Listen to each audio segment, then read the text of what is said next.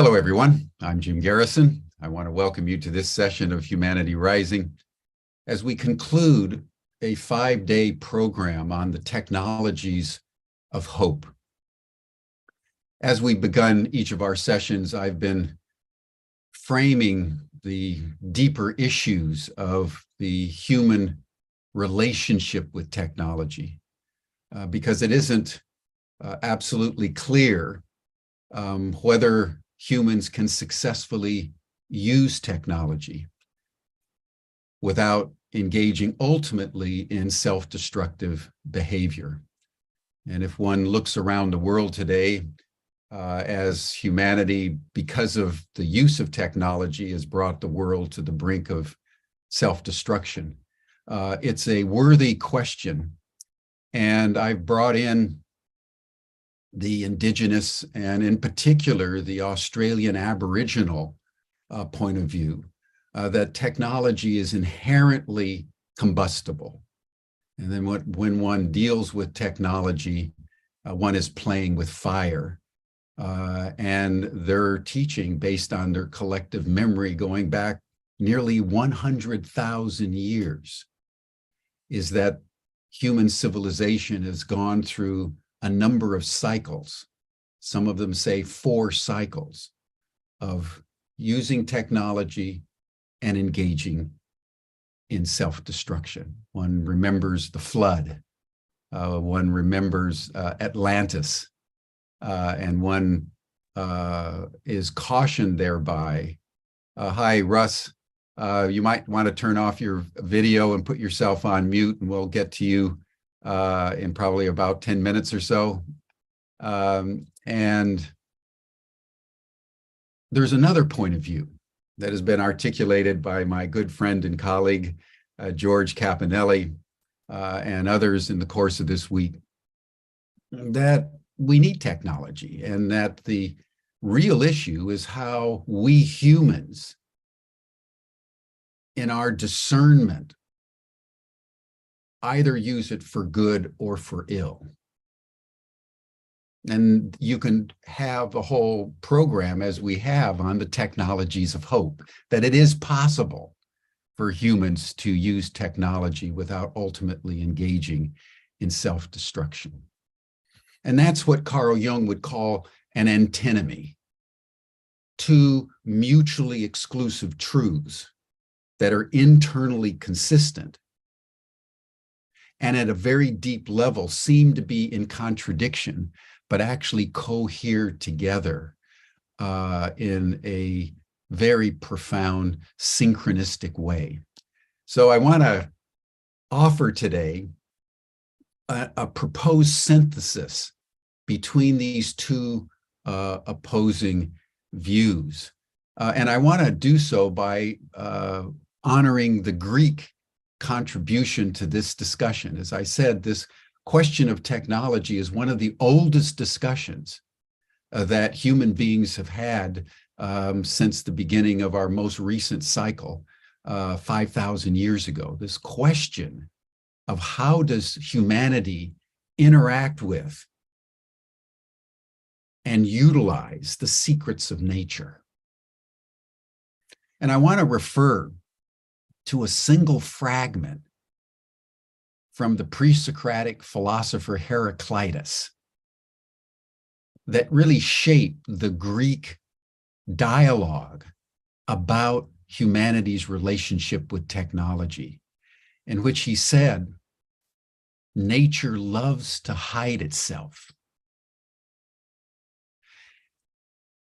And this prompted a very deep discussion among the Greeks about what is nature. What is nature? It surrounds us. We come out of nature. But what actually is nature? And the consensus that emerged was that nature is that which rises and disappears in a constant flux of change. Birth, death. Birth and death, in what they began to discern as a divine art.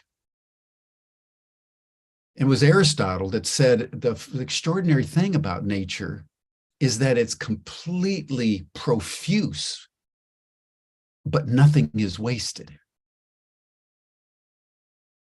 And that the mystery of nature is that the secrets that govern nature are not apparent, that the invisible continues to rise into the visible manifest form and then disappears. That's what happens when we die. Where do we go? How does the whole system continue to refresh itself? The question then of how humans go into nature, fathom the secrets of nature, and through mechanics and technology, fashion instruments that we typically use to counter nature, is the conundrum of civilization itself.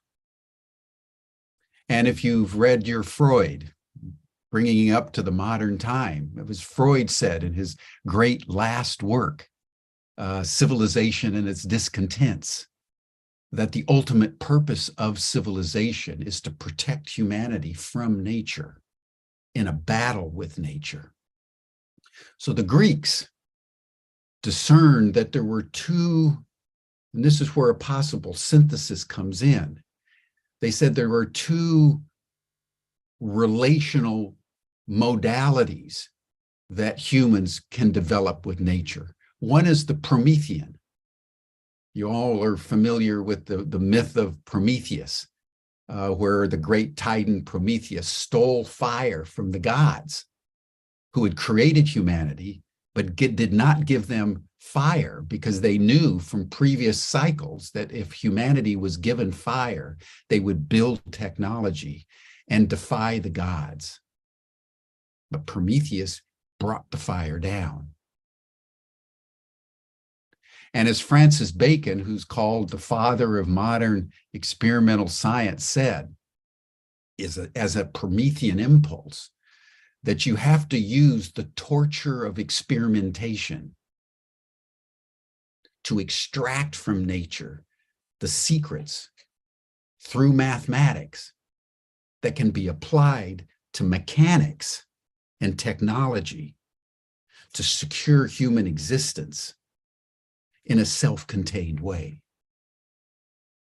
But it's ultimately, as he understood, a violation of nature. And then there was another tradition, what the Greeks understood as the Orpheus tradition, which was channeled through Plato and Socrates and Aristotle, where they said that the natural human relationship with nature is to commune with nature in a shamanic way, in a poetic way, in a harmonious way. And so as one then aligned one's being with nature, nature would share her secrets with us in such a way that whatever secrets we fashion through technology would be used in harmony with nature.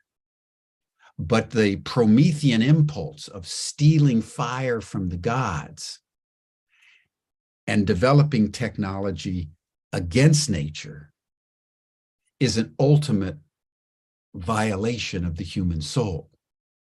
And it was actually Plato, as you may recall, that said that it is in fact the contemplation of nature, of this rising and falling, contemplation of the cosmic harmonies, the beauty of nature, that allows the human soul to expand, what he called the enlargement of the soul. And with the enlargement of the soul, he said, one eliminates pettiness and one loses one's fear of death. And harmony can exist. And you might not know this, but it was Plato, is the earliest person we know that spoke out for the protection of the environment. Because even in ancient Greece, there was a Promethean impulse to cut down the forests and to build dams and to use technology to construct whatever the humans wanted to construct at that time. So the first environmental statements happened 2,500 years ago by Plato out of this Orphic impulse that now we would call biomimicry. That after centuries of enlightenment, rapaciousness with nature, there's this impulse that is now growing in the psyche, in the collective psyche, of aligning with nature, harmonizing with nature, communing with nature in such a way that whatever technologies we develop and implement are always in accordance with nature. And that is the pathway forward, according to the ancient Greeks, that is worth contemplating as we delve into technologies of hope, but as we also teeter, as we are, with runaway climate change and the possibility of nuclear war, of our self-distinction. There's this choice point that humanity has reached between Prometheus and Orpheus. And around this choice, I believe the destiny of our species and possibly the ecology of the earth now rests. And it's within the Orphic tradition that the technologies of hope emerge. So I just wanted to note that very ancient context for our discussion today. Before we jump in, let us just take a moment to breathe in the awareness that as we breathe, the whole universe breathes, and as the whole universe breathes, we breathe. And that's the source of the harmony that we seek for the wisdom that we need. So in a moment, you'll hear the sound of a bell. When you hear the bell, just breathe in very slowly for about 5.5 seconds. And then you hear a bell, and we're going to take about 10 breaths together, and then we'll launch into our program. Thank you, everyone. Welcome to Humanity Rising.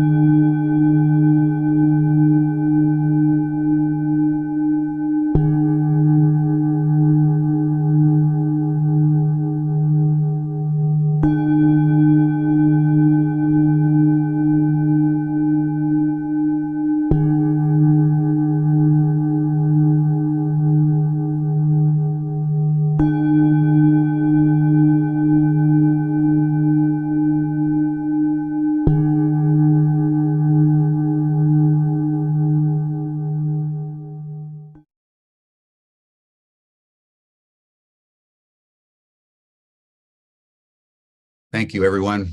What was coming to me as we were breathing is Nietzsche's comment that we always need to respect nature's modesty. Beautiful notion. It's now my pleasure to introduce our conveners, but I'm going to start with welcoming George Caponelli, who has been becoming a brother along with Tom Eddington and Russ and others as we build Humanity Rising Network. It's so good to be in these quality discussions with all of you, everyone, and just go from subject to subject as we seek to enable humanity to rise, always in the spirit of truth pursued, never truth possessed. I think that's the central ethos of Humanity Rising, the great dialogues that emerge out of the questions of our time. So George, I think we're going to begin with you today. So I just want to thank you for everything and turn the program over to you. Dr. Garrison, it's a pleasure. Your edification this morning was quite remarkable, and I thank you for taking us on that journey. And to those of you who are with us today, I'm going to be really brief. I do believe we have a remarkable opportunity as well as a responsibility in our time to demonstrate the fact that we can commune with nature, and not only commune, but go back to learning a great deal. Just a couple of comments about some things that we can pay attention to as well. Bucky Fuller talked a lot about a concept called sufficiency, that this endless quest for more that is part of the dichotomy that Jim talked about. If we could find the way to recognize and to answer for ourselves what enough really is, and that we may very well have more than enough already if we would just be grateful for it and then learn to use it with greater consciousness and greater understanding. And the only other thing I want to say today is Bucky left us with another great piece of wisdom when he suggested that we are born to be the architects of the future and not its victims. And after these many thousands of years in which we have consistently as a species ended up victimizing ourselves as well as the other species and the planet itself, perhaps it really is time that we become the architects of the future. Tom, a few thoughts as we begin, and then Russ. Yeah, thank you, George. I fully agree. Jim, that was a beautiful opening for today's program, and a nice way to cap off this amazing week on technologies of hope. And Jim, in your comments in particular, you raised the fundamental questions about what is humanity's relationship with nature, and why is it so hard for us to accept that we're part of nature? Yes, nature can pose threats to our very existence, but we can benefit from recognizing we are part of nature. And it's really about the application of technology where we as a species continue to fumble. The inventors, the creators, the inspirations for technology in most cases are coming at it from a place of curiosity, coming from a place of wanting to help solve a human problem. But it's the application of that technology and not thinking through holistically, systemically, what are the unintended consequences, what are the misuses of that technology where we run afoul. And it's been terrific having our guests this week share some of the technologies and some of the things that they've done, and it's resulted in a very rich conversation. So I'll leave it there and invite Russ to join us. Thank you so much for all of that. And so I want to thank our two guests, both Dr. Shaw and Dr. Seth are clinical physicians. And so I really thank you both for being willing to take time away from your practices to come here and on this Technologies of Hope program and share with us the fascinating technologies that you are pursuing through your startups. So we're going to begin with Dr. Shaw. And so Dr. Shaw graduated from Tufts with a double major in music and biomedical engineering. And he earned cum laude in both. He earned a medical degree at the University of Maryland, where he pursued advanced training and clinical research. But between college and medical school, he spent a year as a music producer in California while playing drums for a number of indie rock bands. Today, he's a chief medical officer and a founder of the startup Windley. And we're going to learn what sublingual means.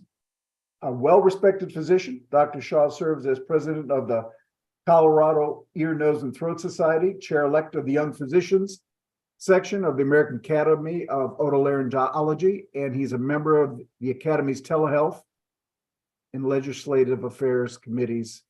Welcome, Dr. Shaw.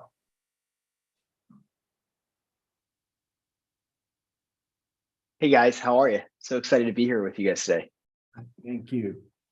Thank you guys for giving us the opportunity to share our story about what we're trying to do here at Windley. We're very excited.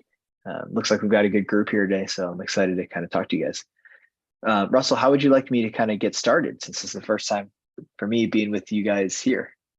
Yeah, I mean, you are welcome to use your presentation if you want, or you're welcome to talk through this. I mean, the fact that you're dealing, in the field that you are is going to be something that's of interest to so many people. So for you to, talk through that would be great.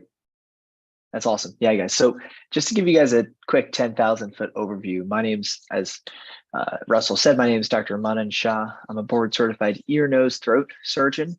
What that means is we specialize in diseases of the nose, the ears, and the throat. And so because we focus a lot on the airway, right, nose and throat and breathing, one of the things we spend a lot of time doing is focusing on allergies. Allergies are a common issue that probably everybody has suffered from at some point. And they affect your ability to breathe, sleep, live, and just enjoy your life. And so as an ENT, that's part of what we do. So I'm going to talk to you guys about what we do here at Windley. At Windley, what we do is we help cure your allergies for life. We expose your body to a small dose of what you're allergic to. And over time, as your body gets that exposure, you become desensitized. We started doing this during the pandemic. We were doing it locally out of our physical office. And once we realized we could do it safely and appropriately locally, we started expanding. And now currently we take care of patients across the United States, totally through telehealth. So I actually have a presentation that I'm going to kind of do a screen share for, and hopefully you guys can see it and we will walk through it. Let me see how to do the screen, share screen. Are you guys able to see this today? Yes. Yep. Yeah. So the first thing I like to kind of explain to you guys is, why is this an important thing, right? Why should we be thinking about this? And what I would say is allergic rhinitis is the medical term for allergies. Basically the ability to, sneezing, runny nose, watery eyes, exposure to things outside that cause your body to cause inflammation. This is the 5th most common chronic disease in the United States overall. It affects billions of dollars of health. And in the world, there are 500 million sufferers. There are 60 million in the United States alone. And unfortunately, as our climate changes and our environment changes, that number is increasing rapidly. So the number of people that suffer from allergies has nearly doubled in my lifetime, and we expect it to double in even half my lifetime going forward. And part of that you can see is just because our world is changing. If anyone's been watching the news about what's going on right now in New York City with the smoke and the forest fires in Canada, as we have more environmental pollution, our immune system and our airway is affected more and more. But interestingly, allergic rhinitis is not just an issue of like sneezing, watery eyes, runny nose on itself. It's associated with chronic sinusitis, asthma, obstructive sleep apnea, and it's one of the leading causes of missed work and costs employers billions of dollars in lost work and productivity. One thing that's really interesting is our US healthcare system is, as many probably people know, it's kind of broken, and we spend, just tons and tons of money on urgent care and emergency room visits. Unfortunately, in the United States, people use the emergency room almost as their primary care as opposed to having individual physicians, and that adds so much cost to the system. But nearly half of the visits to urgent care centers are due to basically people having issues with their breathing. And these are all due to sinusitis, upper respiratory tract infection, cough, bronchitis, and then another 10% on top of that are due to ear infections. And all of this is actually related to allergic rhinitis. So if you can treat allergies and keep people's nasal airway from becoming inflamed, you can markedly decrease the amount of times people have to miss work, go to an urgent care or emergency room, and not be able to work and live and do the things that make them happy. So one thing I like to explain to everyone is this thing called the unified airway theory. And this is this idea, this picture might be hard if you're not a physician, but this is supposed to be a cross section of the nose, meaning if you were to cut off someone's nose and look inside their face, you would see that inside the nose, there are things called the sinuses. You guys have probably heard of them. They're sort of like passageways inside your cheeks and your eyes where your body has air going to. And unfortunately, what happens is when allergens, things that your body gets inflamed by, get into your nose, it causes inflammation of the tissues inside your nose. That swelling and inflammation actually swells shut the entryways to the sinuses. And so things like pus or mucus or bacteria can get stuck inside the sinuses in your cheeks, and it can just give you this feeling of misery. But interestingly, that inflammation or that reaction from the allergens can then spread not only to your nose, but through your windpipe into your lungs and overall through your whole body. And so we call this the unified airway theory, which is this idea that basically from the tip of your nose all the way down to where your lungs meet your blood vessels, all of that is one sort of pathway where air comes in, and that's how we interact with oxygen in our world. And if you have inflammation in one area, it ultimately leads to inflammation throughout. And so there are many other diseases in addition to allergies that are related to this. So sleep disordered breathing, or essentially sleep apnea, the inability to get restful sleep, which over your lifetime causes many issues like cardiac issues like heart attack and stroke, asthma, right? Being able to breathe, sinusitis, meaning inflammation of your sinuses, dentofacial abnormalities, it actually affects the way your face grows, and then ear infection. So all these diseases are sort of related to this inflammation that can be caused by allergies in the airway. Now, part of the reason why this is so important in the United States is there's only 5,000 allergists in the United States, and there are 60 million sufferers. A lot of this, unfortunately, is due to the incentive system or the economics of how we do healthcare in the United States. And so we saw this massive opportunity to help people breathe better and to solve this using telehealth, which is scalable, and technology. I think I'd kind of refer this, but allergies are increasing in the United States. So climate change is exacerbating allergies. And it's a pretty kind of easy thing to think about if you realize that plants, humans, we use oxygen, which is what we use to help us, get energy. But plants use carbon dioxide, right? So that's why we like plants, because they use up the carbon dioxide in the environment and they give us oxygen. But the challenge is as we put more and more carbon dioxide into the atmosphere, plants are growing faster and longer and taller. And so the more plant growth is going to lead to an earlier and longer pollen season. Because there's more extreme weather, the pollen is being spread further, and it's being spread further for longer. And then as we had kind of talked about, we're starting to see more and more wildfires. So there's more particulate matter, and that leads to RAD, stands for reactive airway disease, meaning that your lungs and your airways get inflamed. And so we've seen the pollen season grow by 20 days and 30 years. We're seeing the amount of people suffering from environmental allergies increasing markedly. And overall, we're seeing that climate change is affecting things. And then there's a second thing that's going on. There's a thing called the hygiene hypothesis, which some of you guys might have heard about. It's this idea that when humans lived in the wild many, many years ago, our immune system was kept very busy by a number of things like viruses, bacteria, tapeworms, pathogens. As we've now moved into a more modern way of living, we live in a very clean environment, which is incredible, right? We get to wash our hands, we have clean food, we live in houses, we're not being constantly exposed to these pathogens. But there's this concern that the immune system now, because it has nothing to do, is sort of attacking things that don't matter. And so that's how we sort of explain to ourselves that 60 million humans have an allergy to trees. When you think about it, like humans have lived around trees our entire existence. So it's sort of strange that our immune system would mislabel trees or grasses or weed pollen as something that's concerning. But we believe it's due to this idea that we are living sort of in an unnatural way. And part of the data for that supports that is this idea that when you see children who are growing up in more rural environments or children who are having more exposure when they're young to nature, you see less allergies, you see less asthma, you see less autoimmune diseases. They've actually done twin studies where you see one twin that grew up in the city and one twin that grew up on a farm. And the immune system, when it is young, it doesn't know what's good and what's bad. And so during your youth, that's when your immune system kind of learns what should I think of as a bad thing and what should I think of as a good thing.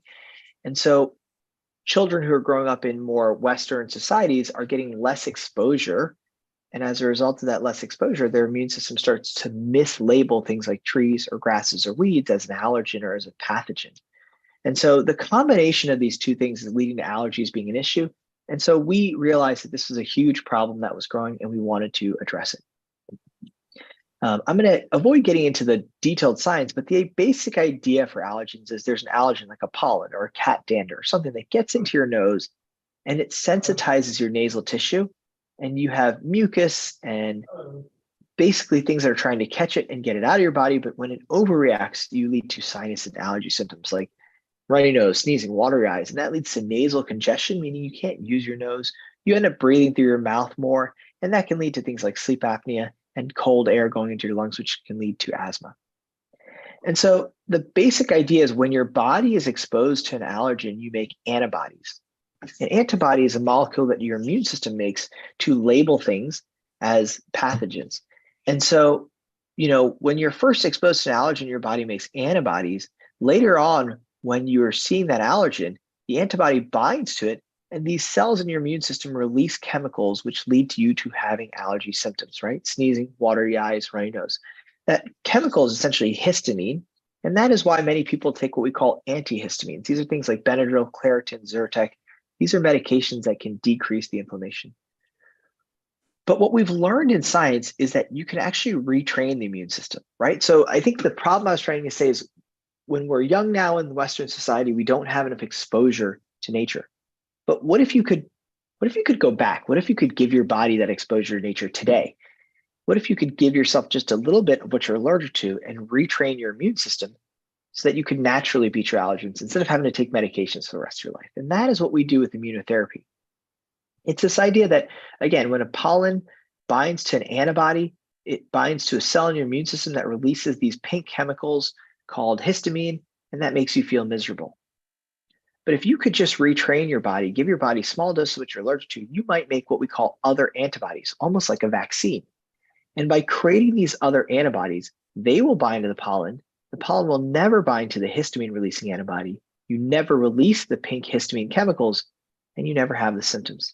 So that's a technique called immunotherapy. It's actually been done by physicians since 1903.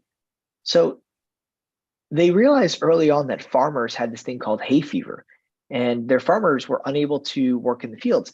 But some enterprising physician just had this idea that what if I could give my farmers just little bits of it, and over time they could become desensitized. And so they started doing this with hay years ago. And then historically, allergists used to go out into the fields and essentially grind up pollen and give it to their patients and make it what we call immunotherapy. And they would give their patients small doses of this. In the 70s and 80s, the FDA in the United States realized, hey, we can't have a bunch of doctors going out into the woods and grinding up what they think might be the allergens. And so they've made what we call FDA-approved extracts, or basically purified versions of different plants and trees. And we started doing allergy shots, which is this traditional method of doing the injections.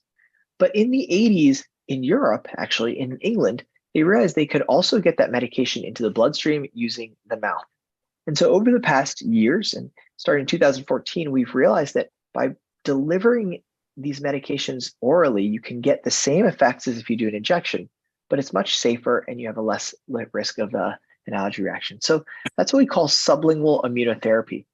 It's the same medication as allergy shots, but it's delivered under the tongue. Essentially, if you have a tree allergy, we give you a small dose of that tree, and you take it under your tongue daily, and over time, your body will become desensitized. It's significantly safer than shots. It's much more convenient. It doesn't require refrigeration for transit. And the FDA is actually starting to approve some tablets, and we now use custom compounded medications for that as well. And so the other thing that has changed, guys, so now we have this way of retraining your immune system, which is great. We have this technology of being able to get it so that you don't have allergies. But what's changed that allowed us here at Winley to really expand and become a scalable model is that there are new testing modalities. So, you need to know what somebody's allergic to before you can actually treat them and desensitize them. And the traditional method was you would come in and we would stick your skin with little bits of your allergen. So if you had a cat allergy, we would literally inject your skin with a little bit of cat dander and see if you had this wheal. One, that's a pretty painful experience. I've had it done. It's itchy. You can look at this person's back and see they're probably not particularly happy. But two, it has to be done in a physician's office, and it takes time, and there is this risk of anaphylaxis and things like that. But in the past 10 to 15 years, as technology has gotten better and better, we've made now essentially kits that you can send to somebody via the mail. They use this little diabetic skin lancet to prick their finger, drip a little bit of blood onto a card, and send it to a lab, and the lab can then process it and figure out what their allergies are. And over the past 10 years, that technology has now got to the point where it is just as good as the testing that I do in my office. So the combination of a test kit that you can send to somebody totally at home through the mail and a medication that you can also send to them through the mail, and they can take it on their tongue and fix their allergies. Kind of when that came together, we realized we don't necessarily need to do this in a physical office anymore. And by untying ourselves from a physical office, we were able to then take care of patients across the country and in areas that are rural where perhaps they just don't have access to an allergist. As I think I had mentioned earlier, there's only 5,000 allergists in the United States. Unfortunately, with the US healthcare system, specialists tend to they tend to be young, educated professionals who want to live in big cities like New York City, LA, Denver, Los Angeles. But they're not always in rural areas where many of these patients still have allergies. So what we've realized at Winley is we can have patients actually come onto our website. They can request an at-home allergy test kit completely online. A doctor can review their chart and send it to them. They can then take this test at home and send it back to us via the mail. And then they can meet with one of our physicians totally online, and we can send them medications that will cure their allergies over time at home. It's a really great treatment methodology. And the alternative was you would come into my office, we would stick you 60 times with needles, you would do a test for 3 hours, and then you'd have to come in every week for a shot to get your allergies better. And so we've realized that we can do this totally across the country, and we do certainly hope that one day we'll be able to expand this across the world to where there are places where it's just hard to get access to these specialists, that patients are having terrible symptoms that affect their ability to live and breathe. And we want to be able to have them see doctors online and get their allergies taken care of, because there are 60 million people are suffering and they don't have to be. So that's sort of our idea at Winley. We send either tablets or drops, and this is our care team. And actually, Dr. Danza is a friend of Russell's, and that's sort of how we end up here with you guys today. Yeah, so I just wanted to kind of give you guys that overhead. Thank you for bringing that up. Yeah. So listen, let's pause for a minute to see if we've got any interaction, any comments from George or Tom or anyone here. And before we get started with Dr. Seth too, that was pretty cool stuff. Pretty cool. Yeah. George? Yes, I just living in the West, especially in the Santa Fe area and in New Mexico, a lot of people are troubled by allergies. So it's good to know more about your system and its strategies. I have been at times introduced to various ways that chiropractors, in adjusting the body, also normalize individuals for allergies. Do you know much about that, or have you been involved in any of that? I have not. I have not been exposed to a lot of data on that treatment methodology. So I'm mostly familiar with ours. Yep. Okay. Maybe I'll send you some stuff. Yeah, I'd love to see it. Of course, your strategy allows people to do this through telemedicine and telehealth and all the rest of it, which makes it incredibly valuable. And fortunately, I haven't been troubled much with them, but I have a lot of friends who are. And so it'll be good to know about your process and your strategies. And there was a question from one of the viewers here, wanted to know if test kits can go to Europe. Can stuff be sent overseas? So currently, our physicians who we work with who prescribe this are only licensed in the United States. Obviously, like cross-country medical licensing is a complicated thing that we haven't yet figured out. So at this time, we are only able to work with patients in the United States, but we're actively working with, we're having conversations with potential partners in other countries to see if we could bring this technology elsewhere. Thanks. Tom, anything? Yeah, I think, I know our audience is particularly interested in, what you're up to in the science and the business and what you're doing. Just personally, I'm wondering about you as a human being. How is it that you studied music and medicine, and how has that informed your view of the world and what you're up to? Yeah, so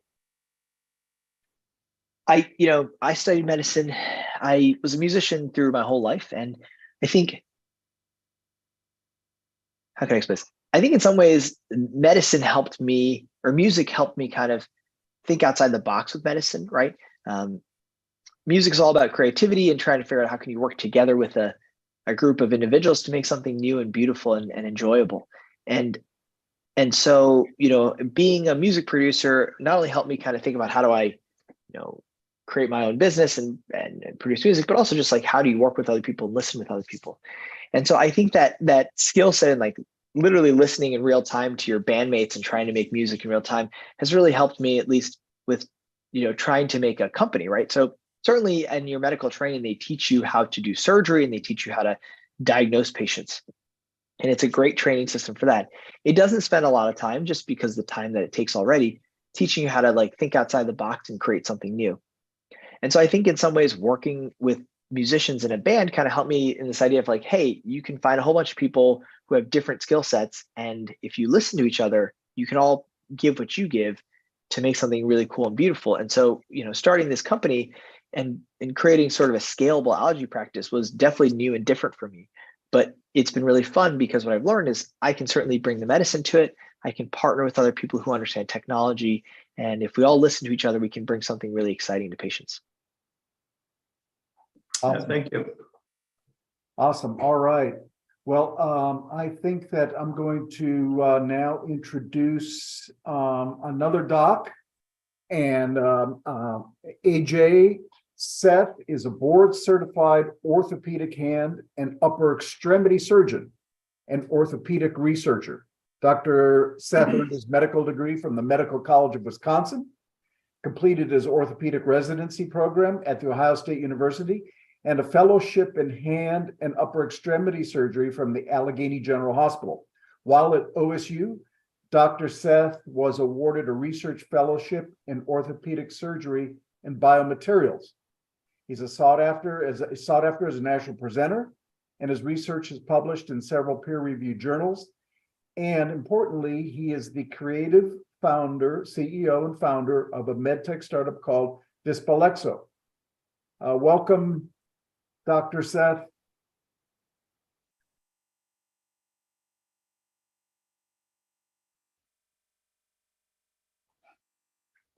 Good morning, good afternoon, where everybody is at, or good evening. Thanks for having me on. I really appreciate the invite.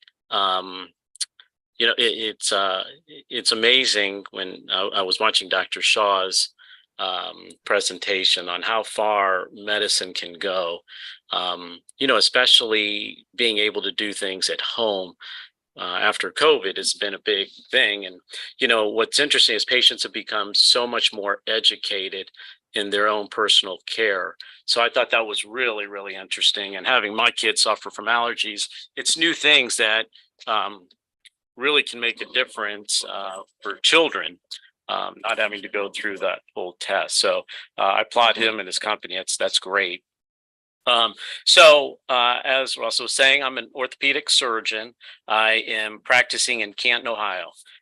So we're 60 miles south of Cleveland, count about 100,000 people. So private practice, I've done probably 19,000 surgeries in my career. And I ended up doing research at Ohio State, but I wanted to go in private practice, but I still was really interested in research. And that is what I do at night, actually. So I'm not affiliated with the university or anything. I just kind of one-man show, and I started doing some research. And so Russell and I had talked, and he was kind enough to invite me today. And what you're going to see is kind of my rendition of technology. And I'm going to start to share this.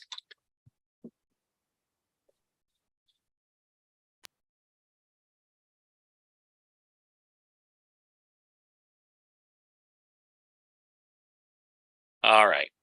So what's interesting about the technology is, as Jim was talking about at the beginning, is I'm a very big, strong component of the human body and the human brain.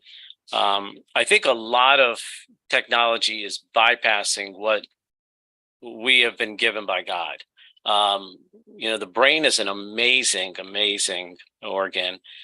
And we have started to go into so much technology that we are, in my opinion, starting to bypass and looking at things of, have we taken the body's full potential to heal or to improve their patients' overall symptoms and prognosis. And that's where my research kind of differs. What you're going to see, the difference is I don't do anything to the body with implanted devices.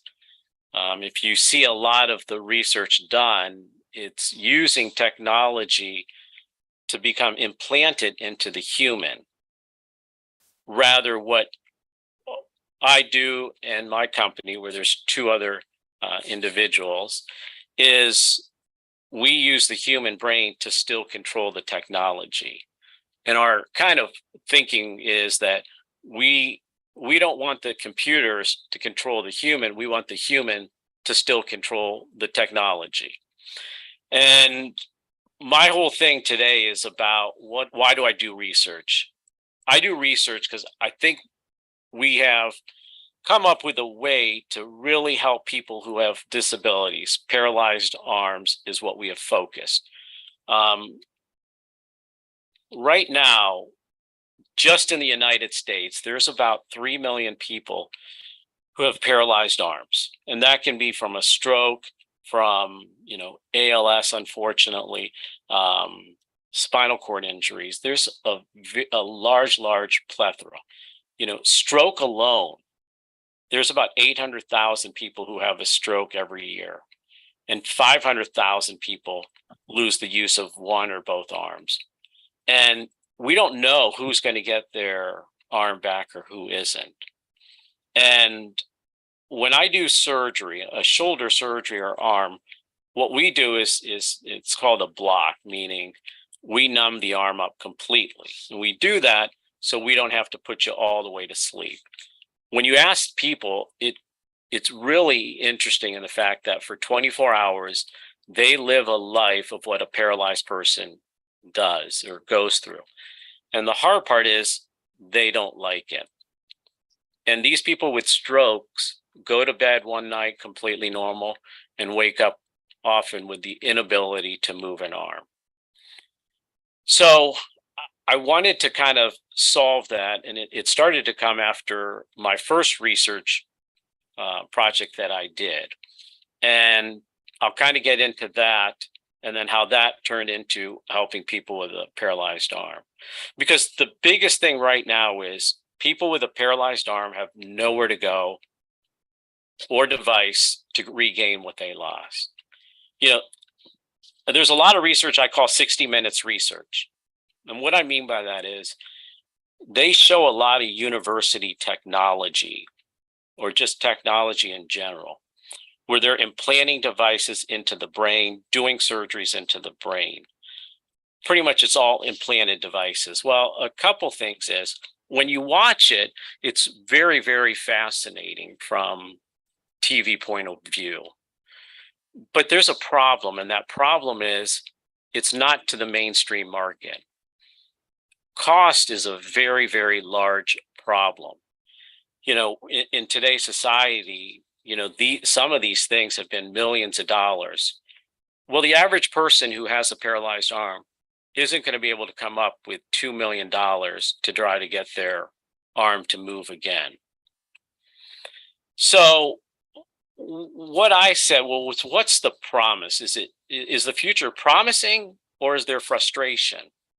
And we have to look at it in today's world, meaning the people who have the disability today. They see these segments, they see this technology, and it gives them hope. But right now, they have no access to it. So it becomes frustrating. So when you implant devices into the brain or spinal cord, people get worried about this technology. If somebody implants something into your brain, people are worried that they now have the ability to track you. They have the ability to control you. People really don't like technology implanted into the brain. Second, who's going to pay for these procedures? And then we look at Medicare insurance. My research is really big on humanitarian purpose. I do it because I think I'm coming up with ways to help these individuals. The problem is, if you want to get something covered, say by Medicare, the problem there is you have to prove how will that decrease medical care costs in order to get something like that covered. Insurances aren't looking at how is this going to help the humanitarian purpose. So this is how it all started, how all my research started, how I went from ground zero to where I am today. In 2015, I had a patient that I was taking care of who had a raccoon bite. And it wasn't rabies, which everybody asks. But after 13 surgeries, I ended up having to amputate her arm. Now, on day one, when I saw her, she had been seeing 2 weeks in, she had been seeing a couple doctors, then they called me in. I told her when she said, will I lose my arm? And I was like, I promise you, there's no way you're going to lose your arm. I said, in my entire career, I've never had, from an infection, had to amputate an arm. Well, unfortunately, 13 surgeries later, we never got to know what the antibiotics was that caused it. And unfortunately, people would look at these surgeries because I would repeatedly go in. And the problem was I just couldn't get rid of the bacteria and save the muscle. So I get a call one day and they said, like, Dr. Seth, if you don't come, she's in the ICU, she's going to die within an hour. And for 2 days, that's all she kept thinking, is that I'm going to die and this is what it feels like. So I went to her room and it was pretty emotional because I said, I'm sorry. I felt like I failed her. And she's like, you did your best. She said, but now please save my life. And I said, I promise you I'll save your life. And so I ended up doing an elbow amputation. And once we were done, she came back to normal. She's probably the 0.01% of the population that has this incredible mindset. She is a phenomenal person. I don't think I've ever met somebody who has the attitude, fortitude, everything to kind of get through that. So at that point, she said, I want to have the most advanced arm as possible. And then I made my third promise. I said, I will make you the most advanced amputee this world has ever had. Well, surprisingly, I've never done an amputation like that before. I had no idea about prosthetics. But I was like, okay, I am going to somehow make this happen. And I ended up doing a 16-hour surgery. And so this was the first surgery in the world, second in the world, first in the United States. And the idea was I was going to get her to move every finger, every joint in the arm, her elbow, all fingers. But on top of it, I was given the challenge to make her feel her fingertips. So this type of surgery was developed at Northwestern, and I went there to learn it. And that surgery was just to make the hand and arm move by just simple brain thoughts, no implanted devices. And I asked him, has this been done? He said, yeah, probably 200 times. And I kind of got, it's kind of sad because I said, hey, this isn't new. He said, hey, if you want to do something cutting edge, get her to feel her fingertips, meaning get her to feel that prosthetic hand. And I thought, that's kind of crazy. How can you get someone to feel a piece of metal? Well, I was connected to somebody in Canada who ended up coming up with this idea, very brilliant PhD, but wasn't a surgeon. And so he had somebody in Canada, she had somebody in Canada try it. And then she kind of explained to me how to do it over the phone. And so I was like, okay, I think I can do this. So my patient was a complete go. And she said, hey, if we can help people in the, from here on out in the future, would be phenomenal. And I really did it for our military, for veterans, because, these young men, 19, 20, 21-year-olds, allow me to walk to my car without worrying about being shot. And they come home often and they lose an arm, and they gave that to their country. So I said, hey, if I can get them as near a normal arm as possible, that would be great. So the surgery actually took me 16 hours. I did it in my hometown in just a private hospital, pretty small hospital. And surprisingly, the next day she had horrible phantom pain, and that phantom pain went completely away. 5 months later, I was I went to Walter Reed, and they said, hey, people in the country have been given money and they're still in the lab trying to get this accomplished, and you've already accomplished it. So they hooked me up with Johns Hopkins, and I started doing research with Johns Hopkins. So they have an arm called the MPL, modular prosthetic limb. It's worth about $500,000, but it is the only prosthetic arm in the world that could actually move and feel. It was made probably 10 years ago, but nobody had ever used it because they at Johns Hopkins said, hey, we've never found somebody that could possibly feel the fingertips. So on day one, which is about 5 months after surgery, the first time she used it, she was, by her brain, able to move every joint on her prosthetic arm and also could feel her fingertips. So nothing was ever implanted. There is complete thought, meaning every joint she wants to move, she thinks of it just like you do. So if she wants to move her index finger, she thinks move her index finger, and the index finger moves. Because we did it so that her brain is natural thinking is what allowed her to do this completely.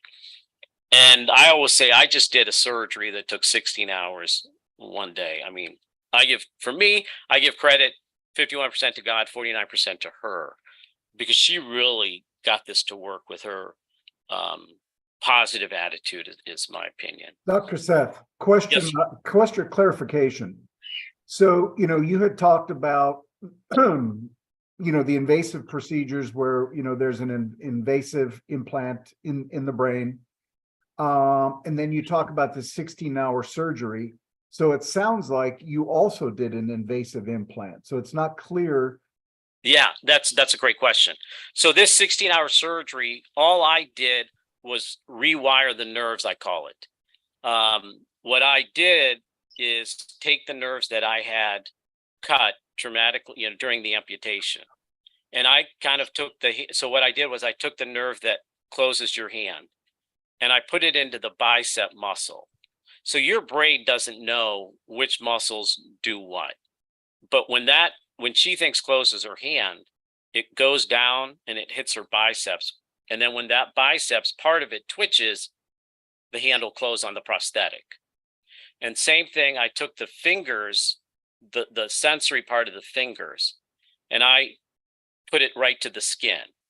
So the advantage was nothing had to be implanted. I just simply moved nerves around, and a nerve is like a piece of licorice. It's intertwined, or a piece like speaker wire.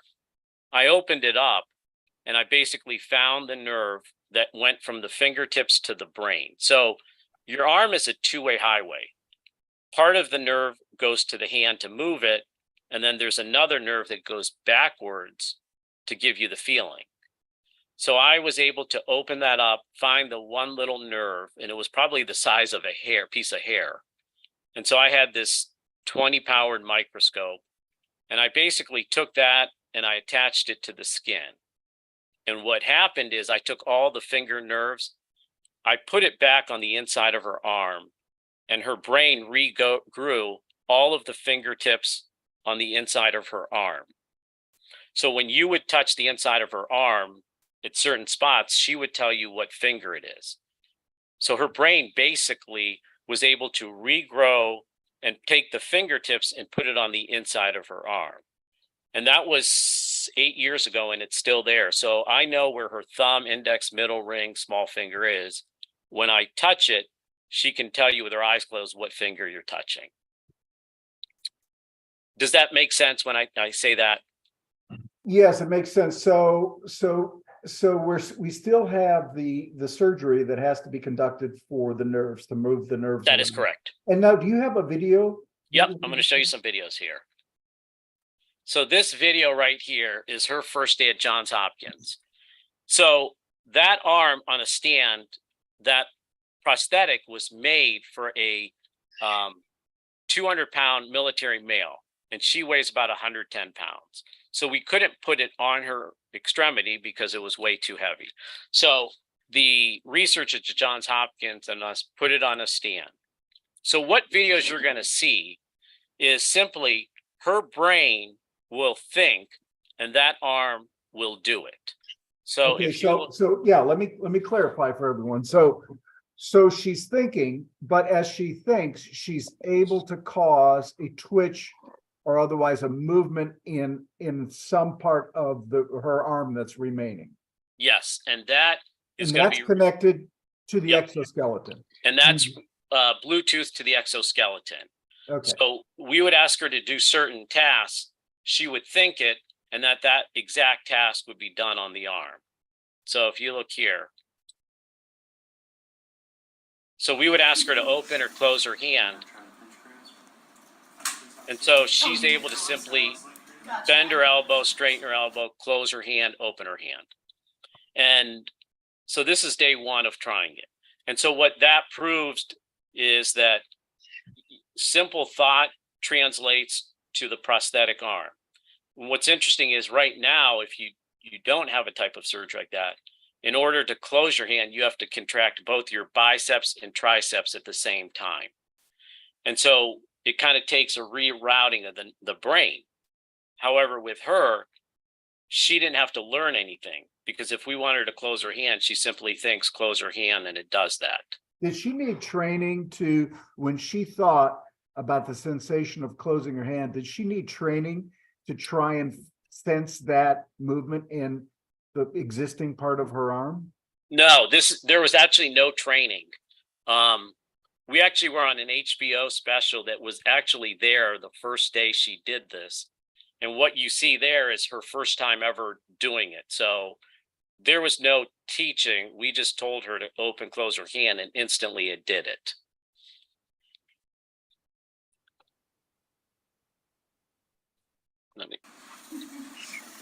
So this is what we did here. Was we wanted to see, if you look at her arm, that band is picking up the muscles where I rerouted the nerve, and then it Bluetooths again to the arm.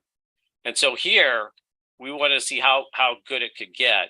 And so we asked her to individually start to bend the fingers.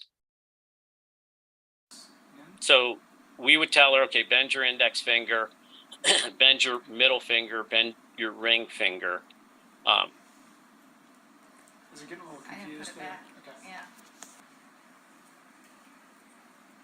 And what we showed here is actually the power of the brain and the fact that And there are hand open. 16 joints in the arm. We went through all 16 and she was able to completely move every one of them. So now we did the fact that she can move all 16 joints. Now we wanted to see if the feeling part worked. So there's this orange ball. We have her close her hand and we would say, are you holding, can you feel the ball or not? And so what you're going to see is he's going to say, do you feel the ball or not? And she tells you. And then when the ball, she feels it, she tells you that. So this is here.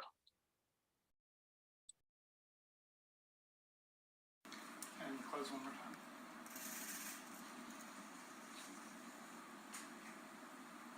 And open. See, there was nothing. I was gonna say, I could hear it, but I didn't feel anything. Okay, and close. So that was her ability to And open. tell whether her fingertips on the hand had the ball or not. And so we tried that. What you're going to see on this video is basically now people are like, well, how do we know it's working? Is it true? So I wanted to see how to show that, yes, this worked. And so you're going to see this here. So it's behind her back. Go. And then she's supposed to squeeze that and not crush the styrofoam cup. Stop right there. Can you relax right there? So what she does is she can feel the styrofoam cup, and then anybody who can't feel it, you know, they're going to close their hand. They can't feel the metal, and it will crush the cup. So instead, she was able to close her hand and not crush the cup. Sorry. The first time I had her look at it, she did it, but then I was like, I'll bet you people aren't going to believe. So I had her flip around and then look the other way. And so kind of prove that, yeah, we were able to get her to actually move and feel a prosthetic hand. Okay, so this is it's a little mind blowing here to try and wrap my mind around how the exoskeleton. So you've got something in the exoskeleton is allowing a sensing of pressures, and then that is communicated back to that same connections point on her body, and Yes. then obviously back to her brain. Yes. So what in the exoskeleton gives it Yeah. this ability? So what we did was, interestingly, because no one's ever felt, the way we came up with it is that on the fingers are little pressure sensors.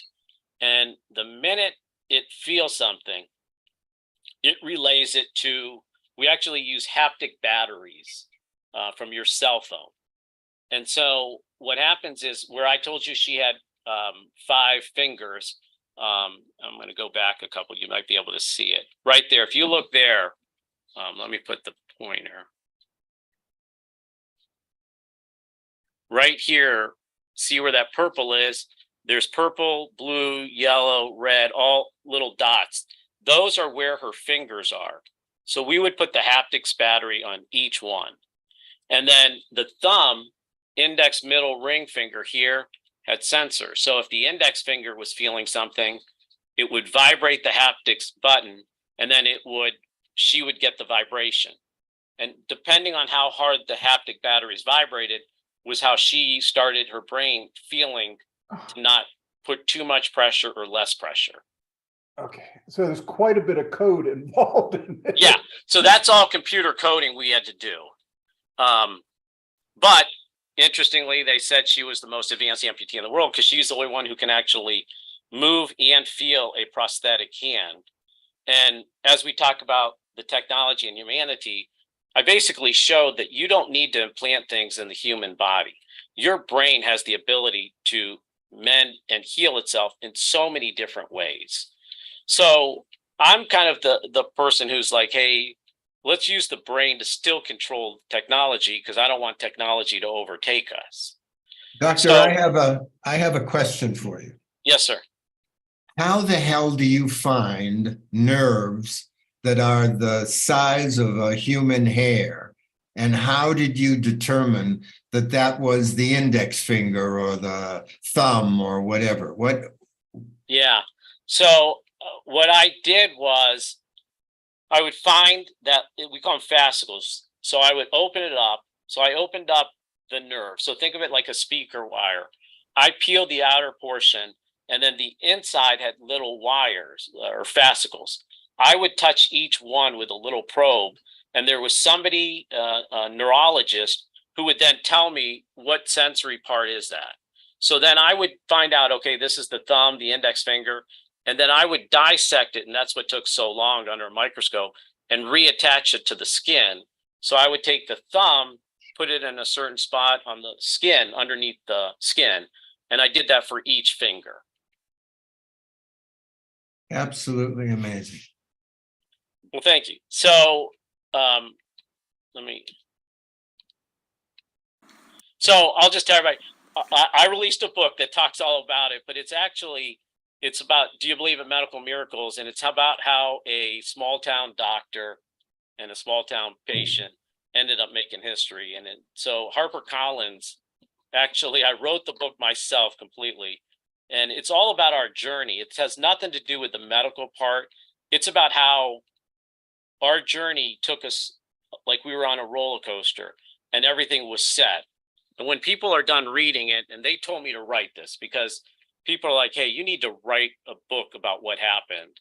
And it's basically to show you that there are things in medicine that we can't understand or we can't explain. And it's okay as a doctor to say that, because I still think that the brain and a higher power can really make some difference.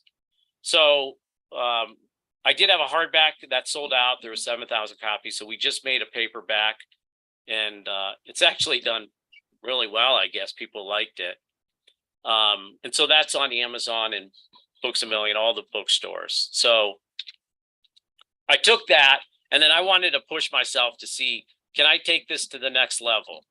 So I basically said, okay, if the brain can feel all of that, I wonder if I could help patients who can't move their arm. So I would take an exoskeleton, just like the prosthetic arm, but turn that into an exoskeleton. And what we talked about was I wanted now to come up with a way to help patients with disabilities of paralysis of their arms to regain functionality of their arm with no surgery and be cost effective. Because if a brain could regrow the signals like I showed, can it really make a difference and help patients with paralysis? So after I did the first patient at Johns Hopkins with the amputation, I just started at night kind of thinking a couple ways and said, hey, I wonder if I could do this. And so I ended up just putting my own money and started this Vispal Exo company, and we're basically self-funded. We haven't gotten any funding or anything or grants. I just do it at nighttime. And my goal was to help patients have no surgery, low cost, people can afford it, lightweight, get it to market and make it as an exoskeleton. And that was my goal, to help these individuals, because a lot of them are on governmental assistance. You know, if you can't move your arm, it's hard to get a job. So, like I said, I think people really underestimate the brain power and they go for advanced technology. So what I did was I think that the brain sends electrical signals to the muscles. It's just like electricity. There's no difference. It's all voltage. And then I thought, hey, what if I could take that electricity that goes to the muscle, pick up that electricity and have it go to my exoskeleton that would move the arm. Okay, so you're talking about no surgery to move the nerves. Yep, I don't have to do a surgery, because I proved that I could do the surgery and do it, but people don't want to necessarily do invasive surgery. So I said, well, can I come up with a way without surgery? And this is just for paralyzed arms. And so the essence is that your brain would start to think that the exoskeleton is your arm. And so I've spent the last 3 years developing this. And that exoskeleton I developed isn't just like a exoskeleton you can imagine on a person. You know, you hear about these giant skeletons, exoskeleton.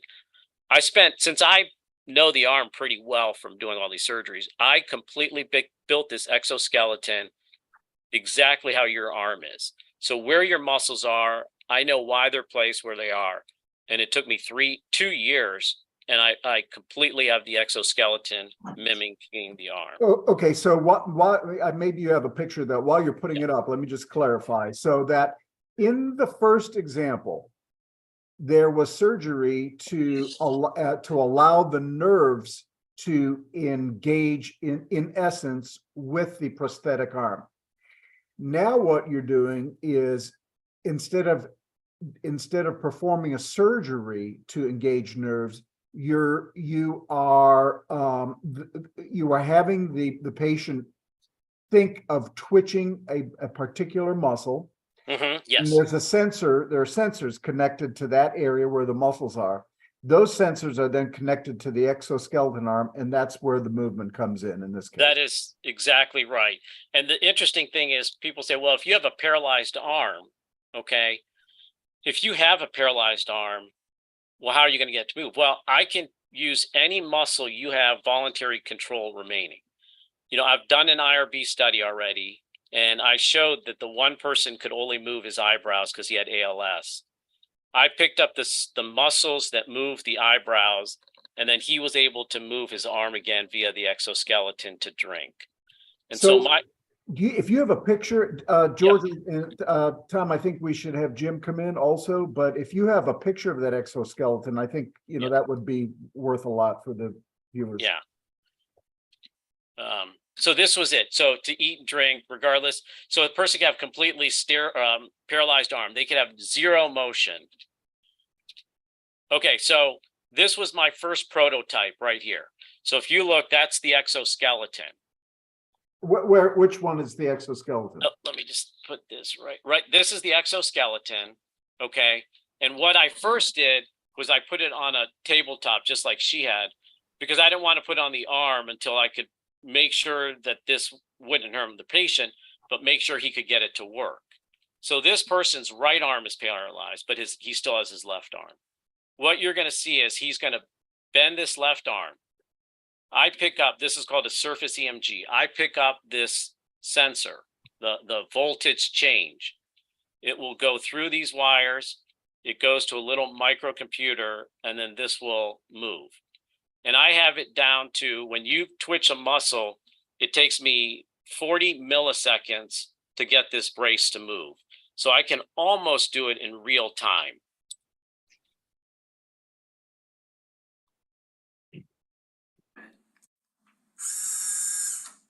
So what that does is the minute he flexes his arm, that arm is mimicking him. And that's the exoskeleton. All right, so this is I'm sorry, go ahead. Which arm was paralyzed? The right one? That one, his right arm was paralyzed. He used his left. Okay. This one, this person's right arm is paralyzed. Left arm, he can function also. So these are patients really with strokes and hemiparesis.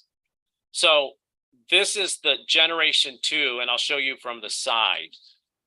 This is generation 2, and what's nice is I built this myself, and I can build this for everything you see is under $2,000 combined. And what you're going to see again is he's going to flex his biceps. So even if he didn't have biceps function, he had, say, his eyebrows, whatever, I put that sensor on that muscle and the exact same thing happens. And we can see the sensors up there on the arm. Yeah, so this is the size of the sensor. I'd like to make it a little bit smaller, but it's probably about an inch in size. Well, I mean, we should remind everyone that this is a first generation, right? Yeah. It's really a Correct. prototypical unit. Yeah. I'm still a little confused. In Okay. this instance, the patient's right arm is paralyzed. Correct. Yes. And you're using the muscle on the left arm to move the right arm. Yes. Okay. So this person can't move his arm to drink at all. You know, he's paralyzed, so it'll sit there. So what I wanted to do is show that I can get him to move the arm on his own. Strong. So please go ahead and do the flexion.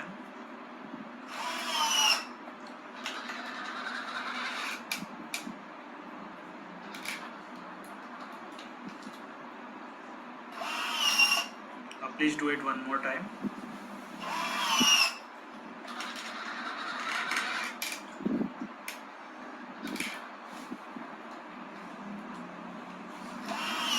And if you look at it from the side,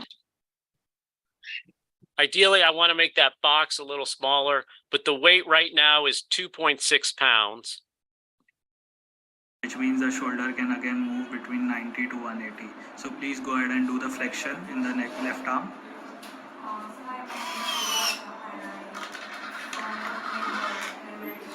No, I will note that that also, George, what AJ said is he had a patient that couldn't move anything except for the area around his eyebrow, and that was employed to move the prosthetic.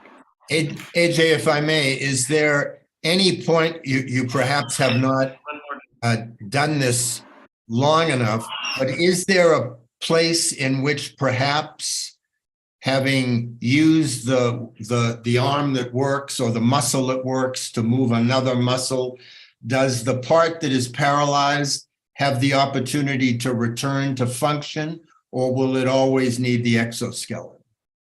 Yeah, so there's two thoughts on that. If somebody has, say, complete paralysis, the spinal cord was transected, it's not going to regenerate. So they would always use this exoskeleton to function. And so right now, I've done an IRB study and completed the first IRB study that showed we had a 100% success rate for them to drink. It was just a pilot study of 5 patients. So they can drink and now they can eat because we can rotate the wrist. However, people have a partially paralyzed arm, or even someone who has a complete paralyzed arm, say from a stroke.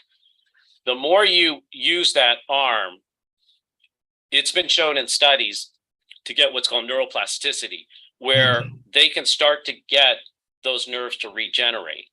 And on that brace, I have a little torque meter.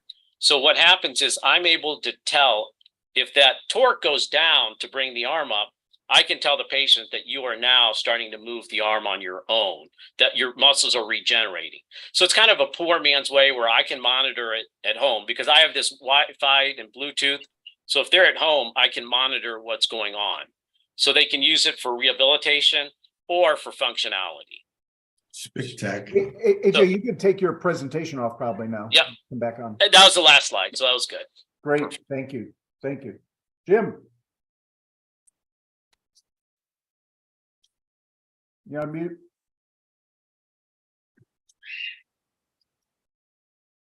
That's amazing. AJ, Thank I know you. you make it seem pretty straightforward, but Yeah, it's not rock. I always say it's not rocket science. I came up with it. So if I came up with it, it's not rocket science. It's just a guy in a small town who had some spare time one day. You're a very modest man. It's Like I said, it's just trying to let the human brain not let technology take over the human brain. yeah. Well, And that was so- what I wanted to open up with you, is because is that very notion. Yeah, where we're at is I'm starting my second IRB study. We then go through FDA, but the goal is to have this market ready by end of December is what our plan is, to get this to market by beginning of January of 2024. Wow. And we're going to try it on so many people and obviously get user feedback, but doing the IRB will get us white paper research to show already we've got 100% success rate. I don't know if it'll be 100% on the second one, but we'll at least learn. And if we can get this out low cost, it's going to really help, we think, a lot of people. Of course, of course. And I would imagine the woman, have you kept up with her psycho-emotional Yes, pathway as she's learned that her brain and her mind can reconnect her to reality in what's that way? interesting is, what's interesting is that after I wrote the book, I got a pretty nice sign-on bonus. So I gave her half the money and she paid her house off and retired. And so she's now retired. And so we still keep in touch and we still do some research together, but it's nice. She's actually very big into animals. So she's now volunteering at the Humane Society. So that makes me feel good too, that she was able to, have a different lifestyle, not have to work again. Well, what an extraordinary generosity for you to share book advance with Thank you. with your collaborator. That is really amazing, because I would just project that the people that go through this experience, having lost a limb, Yes, and realize that they can kind of almost you can almost put Humpty Dumpty back together again. yeah. My personal opinion is, the more we look at research on the human body, as Dr. Shaw showed, as things that we can do, I think it's untapped, and I don't want to take this technology too far quickly and bypass things that we could still do. Hey, there's a couple questions which are centered around disease states like cerebral palsy. Yes. And if you think that this would be able to help a patient in that condition. Yeah. So right now, the only patients that I cannot utilize this on is if somebody has a elbow contracture. So if you, unfortunately, if you have a contracture of your hand and elbow, even with surgery, I can't help you. However, if you have what we call passive motion, where somebody can move it, it could still help, and you could utilize this. And one of the, so there's really anybody who has a paralyzed arm, regardless of the condition, but can still have this passive motion, I can get you to eat or drink again now.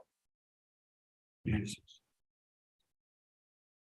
And we want to keep the cost low, because you make it $100,000 and I want to make profit, but nobody's going to use it. Who can afford that? So our main thing is, let's get this out to the public, today and not in 10 years. Mm-hmm. And in terms of reimbursement, insurance coverage, that's a path that you'll have to go down too. Well, actually, we decided not to. I've chosen not to go down the insurance path. And the reason is, to get down the insurance path, you have to go through codes. I will tell you that there is one brace that's on the market, but that can only help a partially paralyzed arm. It's very large. It's a similar thing, but it cost $86,000 and $120,000 with therapy. They went through insurance. It's not working. They've only put on 300. I've decided that with today's society, I would rather do direct to consumer, because a lot of times with crowdfunding, if this is, say, $6,000 to cover costs and overhead, people will often fundraise for $6,000. If they have a loved one or a friend who's paralyzed and there's something out there that could help them, people generally pitch in money. And that's how I believe I could get this to the market by January, because I deal with insurances all day. And it is one of the things that's going to drive me out of medicine, because it's just, all they want to do is cut. And when I started talking to the Medicare people, all they said was, how is this going to save Medicare money? How is it? And I said, well, I'm doing this for humanitarian reasons. They can't move their arm. And they're like, well, that's not good enough. You have to show us how this is going to benefit it. And that's at that point, I said, all right, I'm going direct to consumer. Will that work? I don't know. But now people are paying, $1,000, unfortunately, for medications, So that's the route I think we're going to go with. And the big thing is just to get it to market. You are a wonderful disruptor. Thanks. The world needs a lot more AJs. Yeah, I don't know. My wife would not agree maybe with that. Well, tell your wife that there are a group of people that think you're doing the right thing. And I mean, just as an example, most people don't know that the cost of the veterinary medicine has gone up 1,400% in less than 5 years. And the reason for that is that pet insurance has come into the marketplace and completely changed the whole picture. So I have to applaud you for what you're doing. Keep being a disruptor. Thank you. I appreciate that. I really do. And I appreciate your guys' time. Yeah. Thank you, AJ. And as we wrap up, I thought we would just get final comments, maybe first from you, Russ, then Tom, and then George, because it's been 5 very full days of the technology of hope. So Russ and Tom, the caliber of people you've brought in has been absolutely stellar. And I just want to thank you both and acknowledge the extraordinary work that you're doing. And AJ, I'm in awe, man.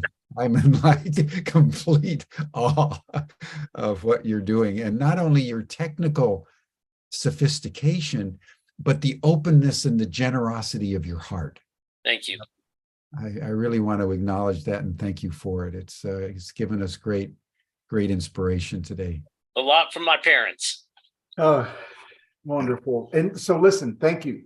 And I hope what has happened here over the course of this week is that all of us on this program have maybe expanded our mind in terms of what technology is and what technology can encompass. I mean, and we haven't even scratched the surface, okay?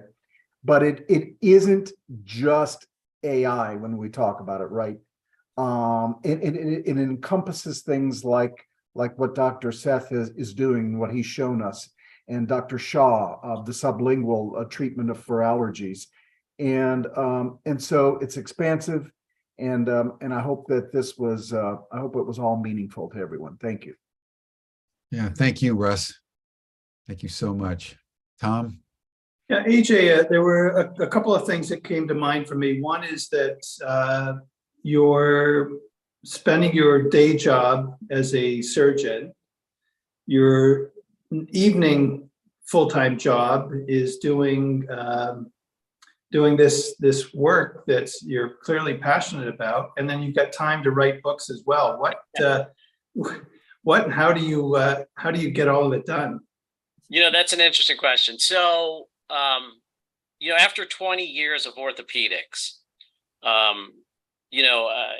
it's come, to the point where I cut back a little bit, where I give myself Thursday afternoon now, sometimes to do research, but at night when I want to give up and just be like, okay, I don't know if this happened.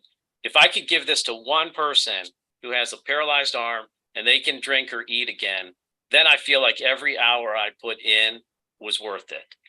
It's not the credit you get, it's seeing that person and then their family. And the goal that keeps me going at night and pushes me is that when you have somebody has a stroke in the ER, they can say, hey, this brace is out there tomorrow, you can get it. Because to do those tests that you saw on those patients took me 1 hour to teach them. So it takes me 1 hour to teach these people. So my goal is when you have that stroke in the ER, it may give people a little hope that, hey, tomorrow you go see this person, he can get you to start to move your arm for basic stuff, but who knows where the future goes. The other question I have for you, and it might be a bit unfair, but I'll use people who are diabetics as an example. The creation of insulin was a godsend to anybody with diabetes. And over time, we saw the commercialization of it getting to a point where people with diabetes couldn't afford it. And it's only been in the last year that through pressure, public pressure, political pressure, we've seen the industry go to capping the cost at $35 for insulin. But the industry's moved on to creating a device that somebody wears that connects with their Bluetooth and their cell phone. And that device is now costing more than the medication. And so how are you going to be able to the extent you can, control what you've created to ensure it's affordable for people? And we can look at the Jaipur foot in India, a prosthetic for someone who's lost a leg that's very affordable and somebody can walk on it within 24 hours of using it. But What are your thoughts on how do you control the commercialization of what you're doing?